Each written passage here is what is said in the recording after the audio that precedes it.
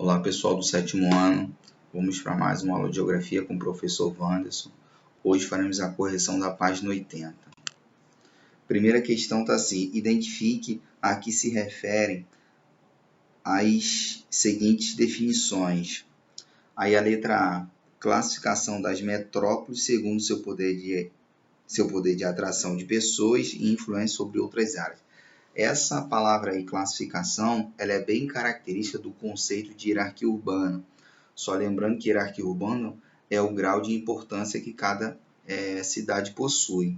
Sendo assim, já que cada cidade possui um grau de importância, elas estariam dentro de uma classificação.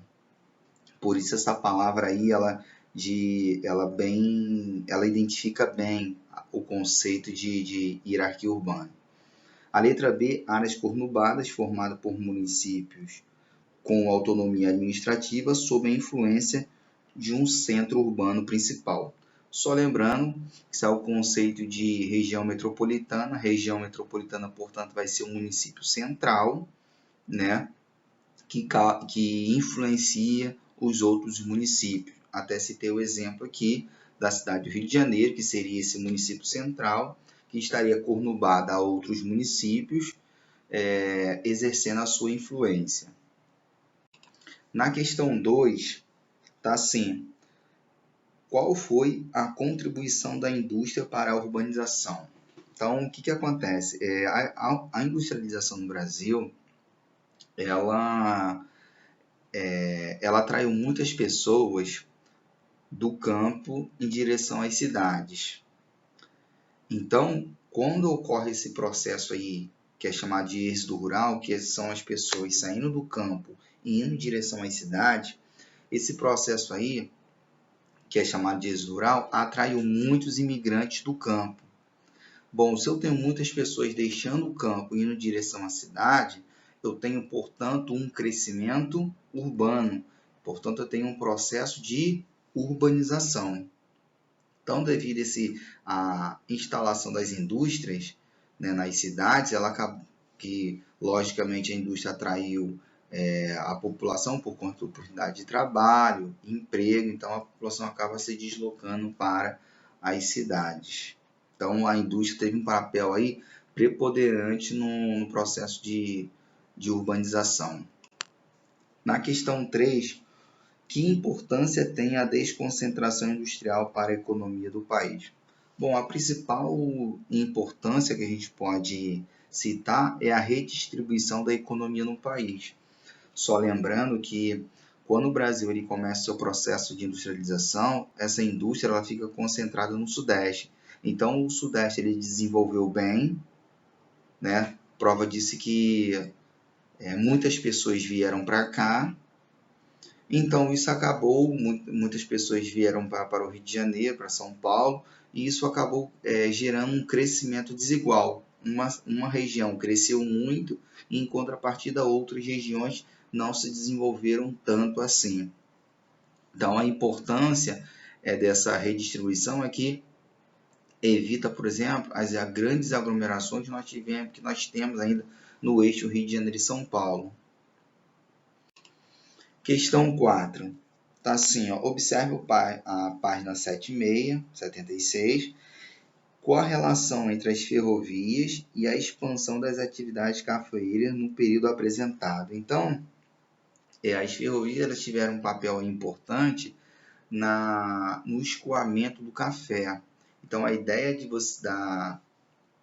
da implementação das ferrovias era exatamente facilitar toda a produção cafeeira. Consequentemente, com a expansão da ferrovia, impulsionou a formação de núcleos urbanos, né? Então, algumas áreas passaram a se desenvolverem graças a essas ferrovias. Letra B. 4. O que está representado pelos números 1, 2 e 3, qual o período de expansão do café eles estão relacionados? Então, o Vale do Paraíba representa aí Vale do Paraíba, Fluminense e Paulista, representado pelo número 1, onde a expansão do café ocorreu até 1850. Zona da Mata Mineira, número 2, região de Campinas, número 3, onde a expansão do café ocorreu em 1850 a 1990. Questão 5. Sobre a industrialização no Brasil, é correto afirmar que a resposta certa aí, letra D, que investir em tecnologia e ampliar a infraestrutura de transporte são os desafios a superar. Então, essa vai ser o principal desafio da industrialização no Brasil, que tem uma dependência ainda muito grande de tecnologia externa. Então, o ideal seria que o Brasil pudesse desenvolver sua própria tecnologia e investindo mais em infraestrutura. Questão 6, tem um texto aí falando sobre a Prefeitura de São Carlos em São Paulo e fala aí sobre um problema ambiental urbano, né?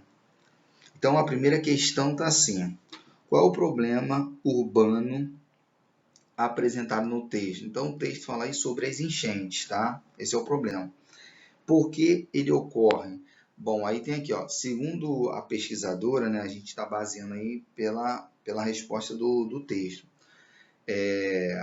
Esse problema das enchentes ocorre por falta de planejamento, né, relacionado à ocupação, o asfaltamento das margens dos rios e naturalmente o que acaba provocando aí as enchentes.